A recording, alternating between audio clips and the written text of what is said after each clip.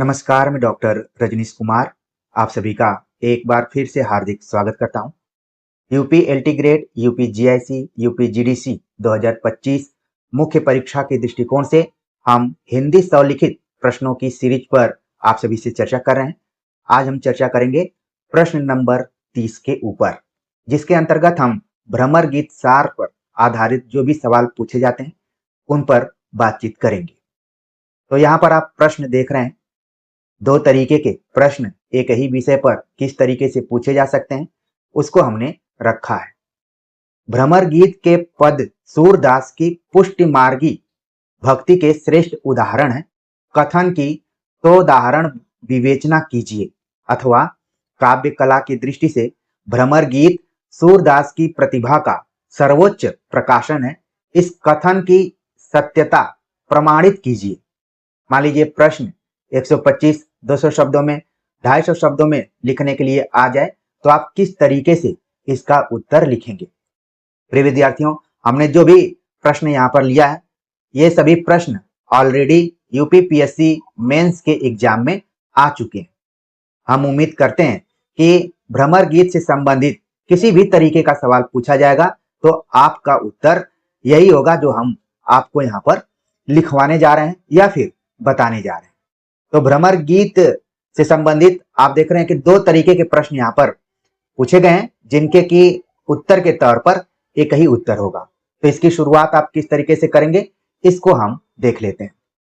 इसकी शुरुआत आप करेंगे आचार्य रामचंद्र शुक्ल के एक कथन से, जो कि भ्रमर गीत सार से ही संबंधित है।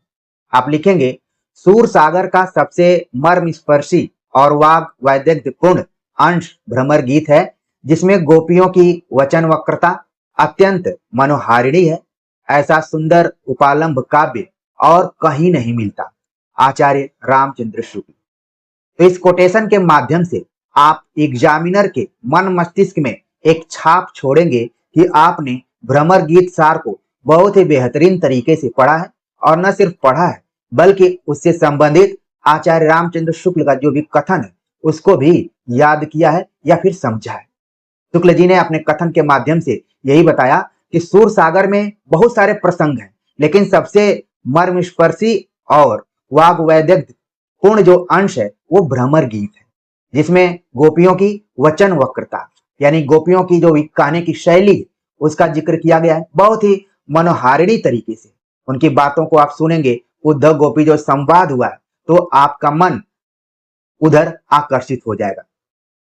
आगे के वाक्य में आप बता रहे हैं कि ऐसा सुंदर उपालंब काव्य और कहीं नहीं मिलता। प्रिय विद्यार्थियों, यदि आप प्री की तैयारी साथ साथ में कर रहे हैं तो निश्चित तौर पर यह सवाल कई बार पूछा गया है कि उपालंब काव्य किसे कहा जाता है, तो वो कोई और काव्य नहीं है बल्कि वो है भ्रमर गीत सार। तो देखिए आपका यहाँ पर ऑब्जेक्टिव भी तैयार हो रहा है और साथ में सब्जेक्टिव भी तैयार हो रहा है। तमाम विद्यार्थी कंफ्यूज हैं, उस मृग की तरह इधर उधर भटक रहे हैं। कस्तूरी कुंडल बसे मृग ढूंढे वन माही। तो कस्तूरी तो आप ही के अंदर है, लेकिन आप सब हमेशा ऑर्डर देते हैं कि पहले प्री की तैयारी कराई जाए फिर मेंस की तैयारी कराई जाए। क्योंकि ये प्लेटफॉर्म आपको तकनीकी तौर पर मजबूत करता है, तो हमने ऑलरेडी आपको बताया है कि आप प्री की तैयारी कहां से करेंगे। अभी जब तिथि निर्धारित की गई थी तो उस वीडियो में हमने बताया हुआ है, लेकिन आपके अंदर इतना तो दृष्टि होनी चाहिए कि जो यहाँ पर चीज बताई जा रही है वो भी प्री के दृष्टिकोण से महत्वपूर्ण है। आप क्यों बार बार थंबनेल के ऊपर भागते हैं। तो उम्मीद है कि एक गार्जियन के तौर पर जो हमारी बातें हैं आप समझ पा रहे होंगे, उसी हिसाब से अपनी तैयारी करेंगे। बातों ही बातों में बिना डिस्टर्ब किए हुए आपको ये पूरा कथन रामचंद्र शुक्ल का याद आ गया होगा कि सूर सागर का सबसे मर्मस्पर्शी और वाग वैदग्ध्यपूर्ण अंश भ्रमर गीत है, जिसमें गोपियों की वचन वक्रता अत्यंत मनोहारिणी है। ऐसा सुंदर उपालंब काव्य और कहीं नहीं मिलता है। रामचंद्र शुक्ल। आगे पैरा में आप लिखेंगे, भ्रमर गीत के पद सूरदास की पुष्टि मार्गी भक्ति के श्रेष्ठ उदाहरण है। भ्रमर गीत में सगुण निर्गुण का प्रसंग सूरदास की अपनी सर्जना है। भागवत में इस प्रसंग का उल्लेख नहीं है। अब अगर आप लंबे समय से तैयारी कर रहे हैं तो एक एक तथ्य को समझ पाएंगे। जैसा कि आप जानते हैं कि पूरा जो कृष्ण भक्ति काव्य है उसका संबंध है भागवत से। अलग अलग स्कंधों को कवियों ने आधार बनाया है। सूरदास ने भी जो भ्रमर गीत लिखा है उसका संबंध भागवत से। लेकिन यहां पर बताया गया कि भागवत में भ्रमर गीत का उल्लेख नहीं है। सूरदास ने अपनी ओर से इस प्रसंग को जोड़ा है। क्योंकि वो कवि थे तो सर्जित उन्होंने किया है, और इसको करने के बाद सगुण निर्गुण का प्रसंग यहां पर उभर कर आता है। सूरदास ने भ्रमर गीत सार के माध्यम से निर्गुण का खंडन और सगुण का मंडन किया है। तो इस तरीके से अगर एग्जाम में आ जाए कि कृष्ण भक्ति शाखा का या फिर कृष्ण भक्ति काव्य का संबंध किस ग्रंथ से, तो वह है भागवत। उसके 10वें स्कंद से 12वें स्कंद से तमाम प्रसंगों को लिया गया है। लेकिन जब भ्रमर गीत सार की बात आएगी तो भागवत में इसका उल्लेख नहीं है। सूरदास ने अपनी ओर से इसको जोड़ दिया है। तो एक तरीके से सूरदास की ये रचनात्मक या क्रिएटिव काम रहा है। आगे आप लिखेंगे कि श्री कृष्ण के मथुरा चले जाने पर गोपियां विरह में थी। श्री कृष्ण ने अपने सखा उद्धव को ब्रज में भेजा। उन्होंने गोपियों को ज्ञान और योग का उपदेश दिया, किंतु गोपियां उस उपदेश को सुनने के लिए तैयार नहीं है। वे प्रेम और भक्ति को छोड़कर ज्ञान योग को स्वीकार नहीं करना चाहती। उद्धव के बहुत बकने पर वे कहती हैं, उद्धव तुम अपनो जतन करो, हित की कहत कुहित की लागे, किन बेकाज ररो, जाय करो उपचार आपनो, हम जो कहती हैं जी की। तो यहाँ पर गोपियों की जो मन स्थिति, जो उनका मनोविज्ञान है, जिससे वो प्रेम करती हैं, वो उनको छोड़कर किसी अन्य जगह पर चला गया है। और वो अपने दोस्त को भेजा हुआ है, और दोस्त प्रेम की बात नहीं कर रहा है, भक्ति की बात नहीं कर रहा है, बल्कि ज्ञान की बात कर रहा है, योग की बात कर रहा है। ठीक वैसे ही जैसे सिद्धनाथ और जो भी संत कबीर हैं, उन्होंने ज्ञान और योग की बातें की हैं, जो कि एक सामान्य प्रेम और भक्ति रखने वाले मनुष्य के लिए प्रतिकूल कही जा सकती हैं। वो इस चीज को नहीं समझ सकता है। जब आप किसी से बातचीत करते हैं और आपकी बात सामने वाला नहीं सुनना चाहता है तो एक क्रिया का प्रयोग करता है जिसको कहा जाता है बकना। यहाँ पर कहा जा सकता था कि उद्धव के बहुत कहने पर वे कहती हैं। कहना भी एक क्रिया है, बकना भी एक क्रिया है। कहना सकारात्मक क्रिया है, बकना नकारात्मक क्रिया है। जब आप किसी की बात में इंटरेस्ट नहीं लेते हैं, रुचि नहीं लेते हैं, तो आप बोलते हैं कि क्या बकवास कर रहे हो। इसी बकने से वो बकवास शब्द बना हुआ है। इस चीज को आप समझ लीजिए। तो जो उद्धव हैं, गोपियों से ज्ञान और भक्ति की, ज्ञान और योग की बात कर रहे हैं, उपदेश दे रहे हैं। गोपियां उस उपदेश को सुनने को बिल्कुल तैयार नहीं है। वे तो कृष्ण से प्रेम करती हैं, उनके प्रति उनकी भक्ति भावना है। तो प्रेम और भक्ति को छोड़कर ज्ञान योग को वो बिल्कुल स्वीकार नहीं करना चाहती हैं। इसीलिए कहती हैं, यहाँ पर जो प्रसंग आया कि उद्धव के बहुत बकने पर, बकने शब्द पर आप जरूर ध्यान दीजिए प्रिय विद्यार्थियों। हो सकता है कि बहुत सारे विद्यार्थी हमारे वीडियो लेक्चर को भी इसी क्रिया के अंतर्गत रखते होंगे, लेकिन शायद वो भूल कर रहे हैं। उनको ध्यान देना पड़ेगा कि ये बकना नहीं है, बल्कि आपके जीवन को सार्थक करने की एक पहल है। तो उद्धव के बहुत बकने पर वे कहती हैं, उद्धव तुम अपनो जतन करो। उद्धव आप अपना देखिए, हित की कहत कुहित की लागे। भले ही आप हमारे भलाई की बात कर रहे हैं, लेकिन ऐसा नहीं लग रहा है कि इससे हमारा भलाई होने वाला है।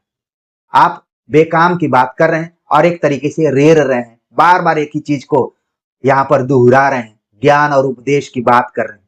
ठीक वैसे ही जैसे आप मोटिवेशनल स्पीच सुनते हैं। प्रिय विद्यार्थियों, मोटिवेशन तो आपके अंदर है, आपके किसी स्पीच की जरूरत नहीं है कि कोई आपको डायरेक्ट करेगा, आपको मार्गदर्शन देगा तभी आप जाएंगे। वो तो एक बस साधन हो सकता है। तो उन्होंने कहा कि भले ही आप हमारे हित की बात कर रहे हैं, लेकिन हमें समझ में नहीं आ रहा है। जाय करो उपचार आपनु। गोपियां एक तरीके से उद्धव को ही एक डायरेक्शन देती हैं, एक सलाह देती हैं, एडवाइस देती हैं कि आप अपना इलाज करवा लीजिए, हम तो अपने जी का ही करेंगे, अपने मन का ही करेंगे, आपकी बिल्कुल सुनने वाली नहीं है। प्रिय विद्यार्थियों, ध्यान रखना ये गोपियां किस समय की हैं? उस समय की हैं जब मीराबाई कृष्ण की भक्ति भावना करती हैं। वो सामंती युग है।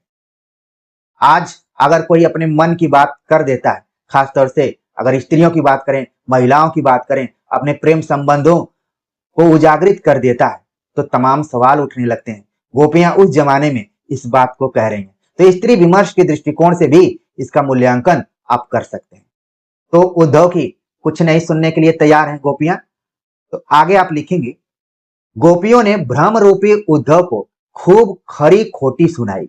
खरी खोटी किसको सुनाया जाता है? जिसको कि हम पसंद नहीं करते हैं, खूब सुना देते हैं। तो गोपियों ने भी यही काम किया। भ्रमर यहाँ एक प्रतीक के तौर पर है। आप देखेंगे कि सिर्फ हिंदी साहित्य में नहीं बल्कि संस्कृत साहित्य में भी भ्रमर का उल्लेख किया गया है। अगर आपने कालिदास को पढ़ा होगा, अभिज्ञान शाकुंतलम पढ़ा होगा, तो वहां भी कालिदास ने भ्रमर शब्द का उल्लेख किया है। तो भ्रमर जब भी इधर उधर लोलुपता की बात आती है, चरित्र की बात आती है, तो भ्रमर का वहां पर अर्थ निकाला जाता है। तो उद्धव एक भ्रमर के रूप में आए हुए हैं गोपियों की दृष्टि में, और गोपियां उनको खूब खरी खोटी सुनाती। खरी खोटी एक लोकोक्ति के रूप में आप जरूर समझ पा रहे होंगे कि पूरा जो भड़ास है उसको निकाल देती हैं। सूर के भ्रमर गीत में निर्गुणोपासना का खंडन तथा योग साधना को विरहिणी के लिए प्रतिकूल बताया गया है। यहाँ पर आप देख रहे हैं सूरदास जो अपनी तरफ से सूर सागर में भ्रमर गीत का प्रसंग लाए हैं, इसका उल्लेख भागवत में बिल्कुल नहीं किया गया है। और इस प्रसंग को लाने का कारण सूरदास स्वयं रहे हैं। उनका यही निष्कर्ष रहा कि निर्गुण उपासना सामान्य मनुष्यों के लिए अनुकूल नहीं है, और खास तौर से जो योग साधना है वो विरहिणियों के लिए, जो प्रेम करने वाली महिलाएं हैं, उनके लिए तो बिल्कुल नहीं। इसीलिए गोपियां उद्धव से पूछती हैं कि तुम्हारा निर्गुण ब्रह्म कहाँ का निवासी है, वो कहाँ रहता है। इसीलिए कुछ पंक्तियां यहाँ पर है। निर्गुण कौन देश को वासी, मधुकर हंसी समुझाए, संवदेव बूझत साच न हासी। गोपियां कहती हैं कि उद्धव, जो निर्गुण की बात करते हो, ज्ञान की बात करते हो, योग की बात करते हो, ये बताओ कि ये कहाँ पर रहने वाली चीजें, हम उन्हें देखना चाहते हैं, महसूस करना चाहते हैं। तो कहने का मतलब है कि गोपियां निर्गुणोपासना को स्वीकार करने में बिल्कुल रुचि नहीं रखती हैं। अगला पैराग्राफ लिखेंगे, भ्रमर गीत में गोपियों को कृष्ण से बड़ी शिकायत है। जाहिर सी बात है कि शिकायत आप उसी से करते हैं जिससे लगाव रखते हैं, जिसे प्रेम करते हैं। सड़क पर चलते हुए किसी व्यक्ति से आप शिकायत नहीं करते हैं। आप अनुराग हिंदी एकेडमी से प्रेम करते हैं तो आप कमेंट करते हैं कि सर पहले ये कीजिए, इस चीज पर बातचीत कीजिए। आप निधड़क, तो आपकी शिकायत को भी हम प्रेम और भक्ति के रूप में ही देखते हैं। अपने को बीच बीच में हम क्यों ला रहे हैं? क्योंकि आप सभी हमारे मोटिवेशन के तौर पर। आपको समझ में आना चाहिए कि शिकायत व्यक्ति उसी से करता है जिसे प्रेम करता है। तो भ्रमर गीत में गोपियों को कृष्ण से बड़ी शिकायत है। वे उन्हें उपालंब देती हुई कहती हैं कि आपने पहले तो प्रेम किया, फिर हमें छोड़कर चले गए। इस बात को वही समझ सकते हैं जिनका कि कभी जीवन में ब्रेकअप हुआ होगा। बिना ब्रेकअप के इस बात को समझना मुश्किल है। अक्सर हमने अपने उन विद्यार्थी दिनों में देखा है कि जिन्होंने कभी प्रेम नहीं किया, उन्होंने प्रेम पर सर्वाधिक व्याख्यान दिया, और जिन्होंने प्रेम किया वो उन व्याख्यानों को फालतू माना करते थे कि पहले प्रेम करो, इसके बाद व्याख्यान दो। 90% जो भी लोग हैं वो बिना प्रेम किए ही प्रेम पर व्याख्यान देते हैं। यहाँ पर एक तरीके से उपालंब शब्द का जो प्रयोग हुआ है वो शिकायत की दृष्टि से हुआ है। गोपियां उद्धव के माध्यम से कृष्ण की शिकायत करती हैं कि पहले तो प्रेम किया, फिर छोड़कर चले गए। ये छोड़कर जाना बहुत ही घातक क्रिया है। छोड़ना जो क्रिया है ये बहुत ही दर्दनाक क्रिया है। इस चीज को आप महसूस कर रहे होंगे, गोपियों के बहाने ही महसूस कर रहे होंगे। गोपियां उद्धव से कहती हैं कि वह चारों ओर भाषित इस सगुण सत्ता का निषेध करके क्यों व्यर्थ उसके अव्यक्त और अनिर्दिष्ट पक्ष को लेकर यूं ही बकबक करता है। ये जो बकबक शब्द है ये भी बहुत ध्वनित कर रहा है। इसीलिए आप देखेंगे कि भ्रमर गीत सार को ध्वनि काव्य भी कहा जाता है। प्रिय विद्यार्थियों, ये जो माइनर अंतर है आपको बहुत कम टीचर बता पाएंगे। हमने आपको बातों ही बातों में दो तीन चीजें बताई। भ्रमर गीत सार को उपालंब काव्य कहा जाता है, भ्रमर गीत सार को ध्वनि काव्य भी कहा जाता है। जो ध्वनियां निकल रही हैं, इसीलिए हमने किसी भी शब्द में कोई कटौती नहीं की कि आप उस शब्द के अर्थ से दूर रह जाएंगे। अब आप अंतिम समय तक याद रखेंगे कि ध्वनि काव्य किस ग्रंथ को कहा जाता है, तो वो ग्रंथ भ्रमर गीत सार है।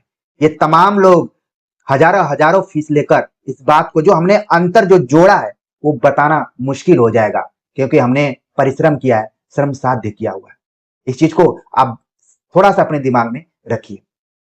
तो गोपियां उद्धव से कहती हैं कि जो चारों तरफ चीजें दिखाई दे रही हैं, भाषित हो रही हैं, उसको कह रहे हो कि मत मानिए, और जो चीज दिखाई ही नहीं दे रही है उसको कह रहे हो कि इसको मानिए।